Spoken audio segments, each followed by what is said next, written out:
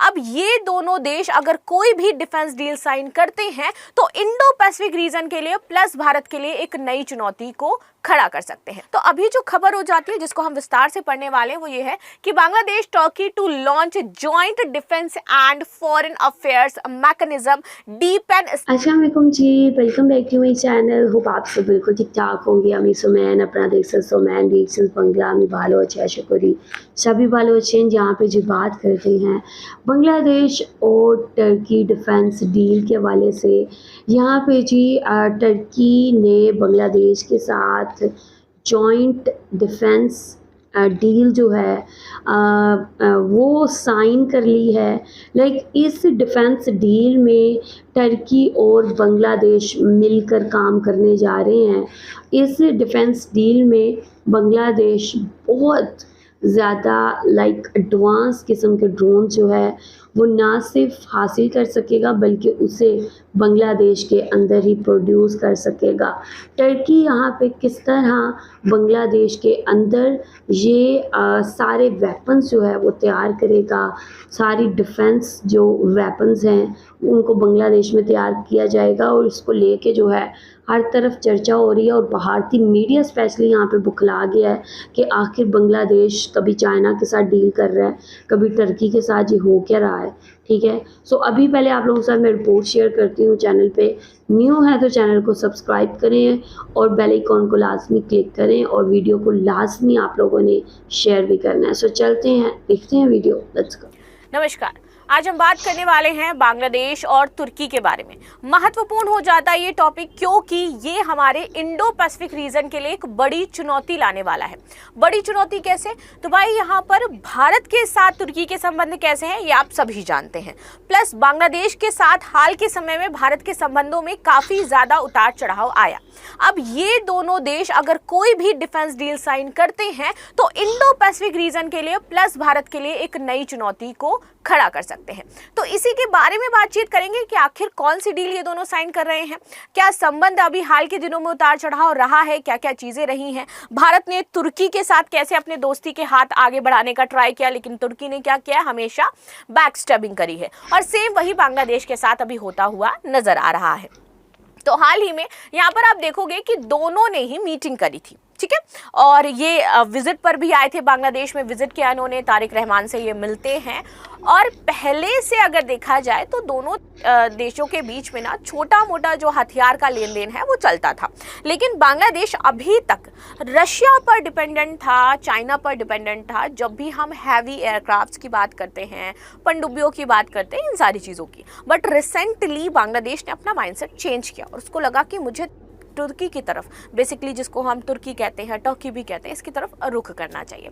तो अभी जो खबर हो जाती है जिसको हम विस्तार से पढ़ने वाले हैं वो ये है कि Bangladesh Turkey to launch joint defence and foreign affairs mechanism deepen strategic ties, और दोनों के साथ भारत के संबंधों का इवैल्यूएशन हम इसमें करते हुए नजर आएंगे और भारत की चुनौती क्या हो जाती है इस पर बातचीत करेंगे।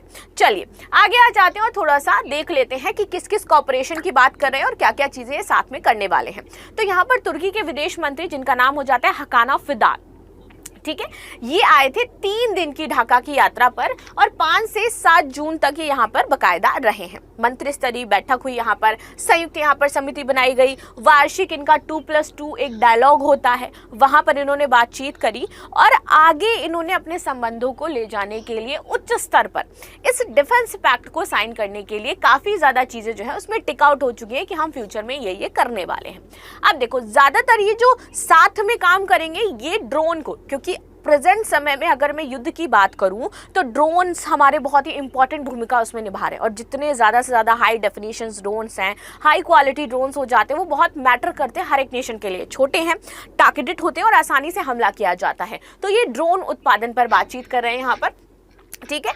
इसके साथ ही यहाँ पर मैन्युफैक्चरिंग फैसिलिटी प्रोवाइड करवाई जाएगी टर्की के थ्रू बांग्लादेश में। ना साइपर लंबी दूरी की एयर डिफेंस सिस्टम हमारी और हिसार ओ बोलते हैं इसको हम, हिसार O+, इसके मध्यम दूरी की मिसाइल सिस्टम की संभावित खरीद और सह उत्पादन 2025 से जिसकी चर्चा चल रही थी वो अभी फाइनलाइज होने की कगार पर आ सकती है, इस पर भी बातचीत हो रही है।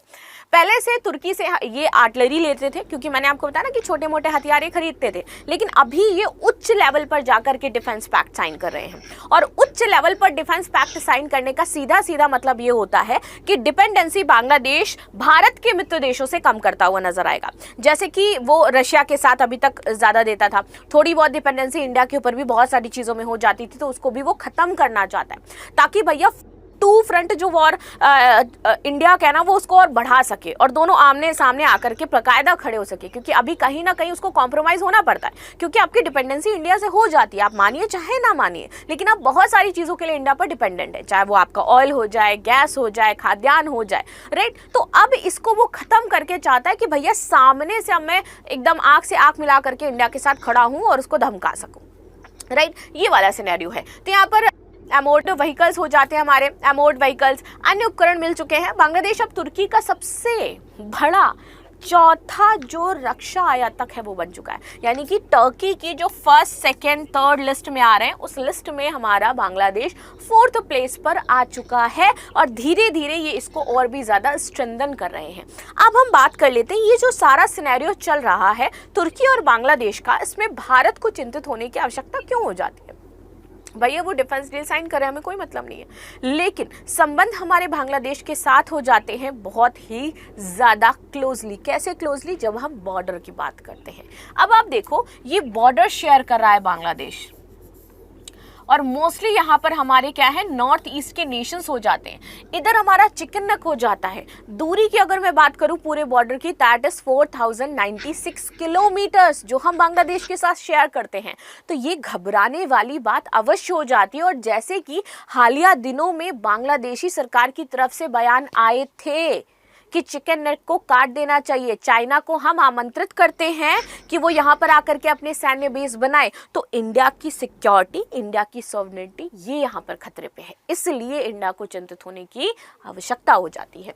Now with the West Bengal की अगर हम बात करते हैं भैया 2217 किलोमीटर की यहाँ पर इनकी पूरी बाउंड्री हो जाती है। असम के साथ 262, त्रिपुरा के साथ 856 kilometre, Mizoram 318 and Meghalaya 443, and that's why this is very very important. And Siliguri corridor जो हमारा सबसे इंपॉर्टेंट हो जाता है, ट्राई जंक्शन है हमारा, एक तरफ भूटान, इधर नेपाल और इधर हमारा बांग्लादेश हो जाता है, एंड दैट इज इंडिया।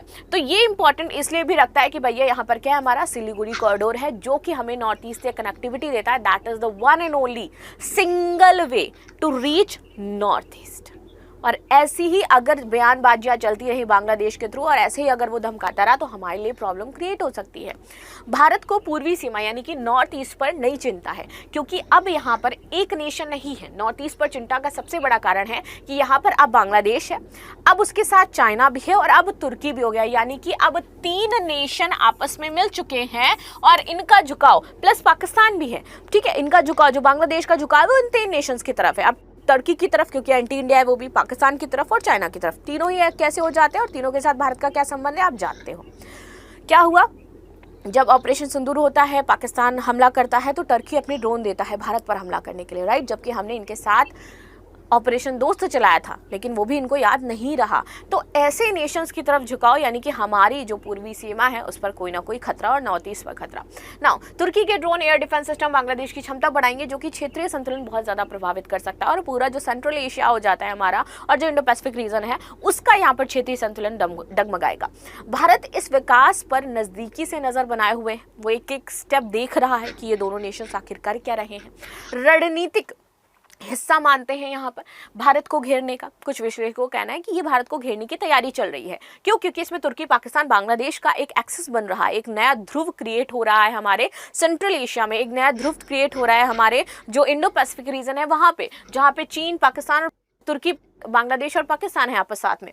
फिर भी भारत को जो नेबरहुड फर्स्ट पॉलिसी है वो नज़र आ रही है और भारत को कहा जाता है कि अब शायद अपनी इस पॉलिसी में थोड़ा सा बदलाव करना चाहिए और उसको ये देखना चाहिए कि कौन से मित्र नेशंस हैं, भले ही नेबर हैं लेकिन मित्र देश तो नहीं है ना, वो आपके सिक्योरिटी के लिए थ्रेट क्रिएट कर रहे हैं। तो कैसे आप नेबरहुड फर्स्ट पॉलिसी के तहत उनका बहुत ज़्यादा सपोर्ट कर सकते हो।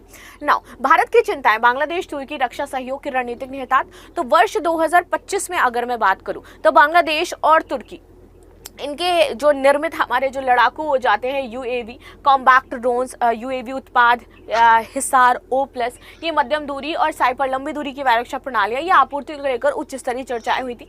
दक्षिण एशिया में कई यहाँ पर रणनीतिक विश्लेषकों का मानना है कि ये चर्चाएं क्षेत्रीय संतुलन में संभावित बदलाव करेंगी और ये केवल एक सामान्य हथियार सौदा नहीं है। अगर इसको कोई समझ रहा है कि this is a normal defence pact जो एक कंट्री दूसरी कंट्री के साथ करती है, तो no, it's not a normal defence pact. This pact is as like Pakistan and Saudi Arabia did, right? Even any nation attack on the Bangladesh, then there's Turkey who will respond at the same time. That's why this is very important. Now, Bharat से बांग्लादेश और अपने रक्षा साझेदारों के विविधीकरण और उसका एक centralisation इसके तौर पर देखता है। प्लस भारत पहले से ही चीन के साथ क्षेत्रीय संतुलन को लेकर के यहाँ पर माथापच्ची कर रहा है, राइट। अब इसमें अलग से और नेशंस का इन्वॉल्व होना तो ये बताता है कि भैया तेजी से उभरती जो वैश्विक रक्षा शक्ति है वो नजर आ रही है, क्योंकि प्रवेश करने वाला देश तुर्की है जो कि एक नाटो सदस्य भी है। That's why this is very important कि भैया ये नाटो का सदस्य भी हो जाता है। भारत की पूरी सीमाओं के निकट यहाँ पर तुर्की की बढ़ती रणनीतिक उपस्थिति नई दिल्ली की पड़ोसी जो कूटनीति है इसके लिए एक नई उच्च प्रौद्योगिकी चुनौती के रूप में है। पड़ोसी म्यांमार में जारी रणनीतिक अस्थिरता, सीमा उल्लंघन की घटनाएं, हवाई क्षेत्र में अतिक्रमण और रोहिंग्या संकट ने ढाका को अपनी रक्षा क्षमताओं को मजबूत करने के लिए प्रेरित किया है। ये इसलिए जरूरी। चिकन नेक को काट देना चाहिए। बांग्लादेश तेजी से इस पे काम कर रहा है और भारत का खौफ जो है आए दिन आए रोज़ बढ़ता जा रहा है। यहाँ पे बांग्लादेश और टर्की के दरमियान एक बहुत बड़ी और अहम डील साइन हुई है, जिसमें अब बांग्लादेश जो है बहुत ऊंचे लेवल पे जाके ये टर्की के साथ काम करने वाला है, जिसमें एक एक चीज़ टर्की बांग्लादेश के साथ मिल के करेगा। इसमें जो है बहुत सारी टेक्नोलॉजी बांग्लादेश के अंदर तैयार की जाएगी और ये चीज़ जो है बांग्लादेश की हिस्ट्री में पहली बार होने जा रही है। और जैसे इन्होंने कहा कि बांग्लादेश की डिपेंडेंसी जैसे अदर कंट्रीज़ पे है, रशिया पे, ठीक है, इस तरह चाइना और काफ़ी अदर कंट्रीज से जहाँ से बांग्लादेश अपनी टेक्नोलॉजी को बाय करता है, अब बांग्लादेश उस डिपेंडेंसी को ख़त्म करना चाहता है और ये सारी की सारी चीज़ें जो हैं बांग्लादेश अपने मुल्क के अंदर ही तैयार करने जा रहा है। यहाँ पे टर्की पूरी तरह बांग्लादेश को सपोर्ट करेगा।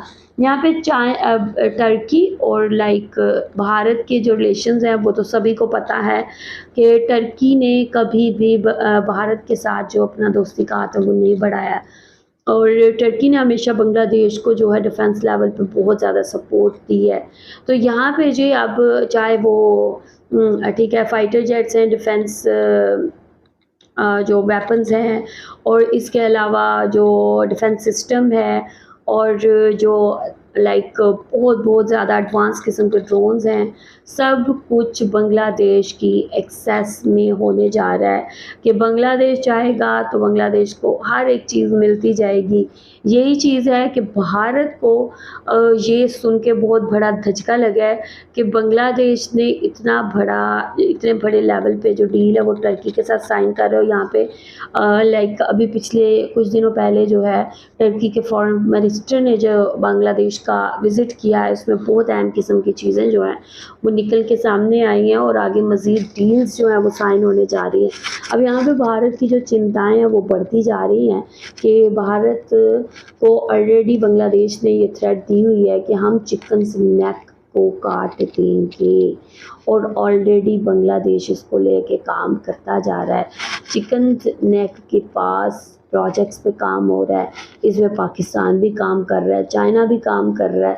तो यहाँ पे जो भारत है उसकी मज़ीद आंखें खुल गई हैं, ठीक है, कि आखिर बांग्लादेश यार कर क्या रहा है हमारे साथ। और ठीक है, पूरे भारतीय मीडिया पे सन्नाटा है कि इस चीज़ को लेके कि बांग्लादेश जो है डिफेंस डील ये बहुत ह्यूज लेवल पे जो साइन कर रहा है वो कितनी बड़ी खतरे की घंटी है भारत के लिए।